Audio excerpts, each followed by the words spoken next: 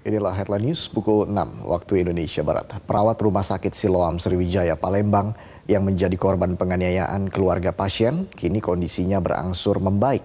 Kita bergabung dengan rekan Elsa Silalahi langsung dari Palembang, Sumatera Selatan untuk mengetahui informasi selengkapnya. Elsa, bagaimana kondisi perawat yang menjadi korban penganiayaan keluarga pasien beberapa waktu lalu? Ya, Reza dan juga pemirsa, saat ini kondisi perawat yang merupakan korban penganiayaan keluarga pasien beberapa waktu lalu telah berangsur membaik dan saat ini sedang menjalani perawatan di Rumah Sakit Siloam Palembang. Selain menjalani pemulihan secara fisik, yaitu mengobati luka memar yang ada di beberapa bagian tubuh korban, kini perawat yang merupakan korban penganiayaan tersebut juga tengah menjalani pemulihan secara psikis. Dari Rumah Sakit Siloam sendiri, saat ini juga tengah melibatkan tim psikologis untuk menghilangkan trauma terhadap perawat yang mengalami penganiayaan tersebut yang dialami pada Sabtu lalu. Dan pasca kejadian tersebut memang berbagai dukungan terus mengalir bagi korban penganiayaan. Salah satunya organisasi yang ada di Sumatera Selatan, yaitu Organisasi Pemuda Batak Bersatu. Mereka sebagai bentuk dukungannya, mereka mendatangi Mapolresta Palembang dan meminta agar kasus tersebut diusut tuntas dan pelaku diproses dengan hukum yang berlaku.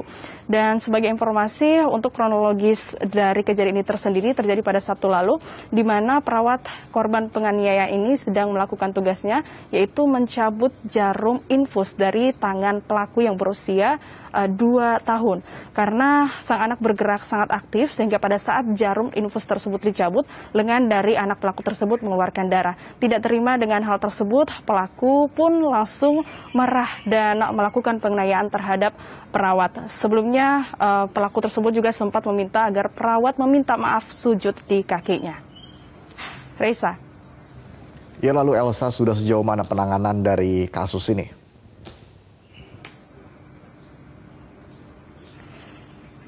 Ya, Reza dan juga pemirsa, pasca melakukan penganiayaan, pelaku langsung ditetapkan sebagai tersangka dan diancam hukuman 2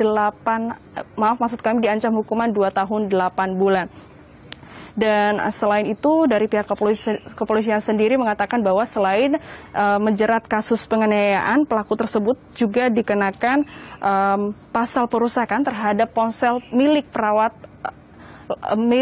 perawat lain yang pada saat kejadian tersebut sedang merekam aksi keributan yang ada di rumah sakit.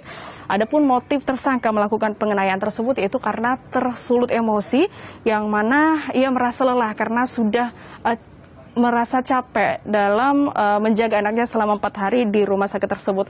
Dan dari pihak kepolisian juga dalam waktu dekat akan melakukan pemanggilan terhadap korban untuk melengkapi proses penyidikan. Sementara itu, dari pihak Rumah Sakit Siloam sendiri mengatakan bahwa akan mendukung penuh apapun yang menjadi keputusan dari perawat yang menjadi korban penganiayaan tersebut.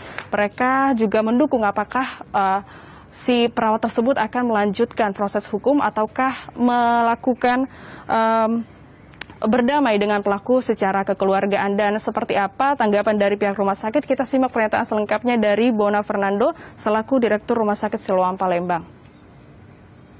Yang terkait di dalam kasus ini yang melapor adalah perawat. Jadi saya serahkan sepenuhnya ke perawat. Ya, yang sebagai dia yang melapor.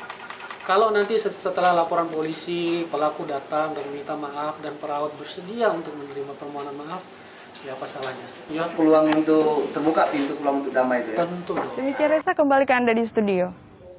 Baik, Elsa Silalahi melaporkan langsung dari Palembang, Sumatera Selatan. Terima kasih atas informasi Anda dan pemirsa.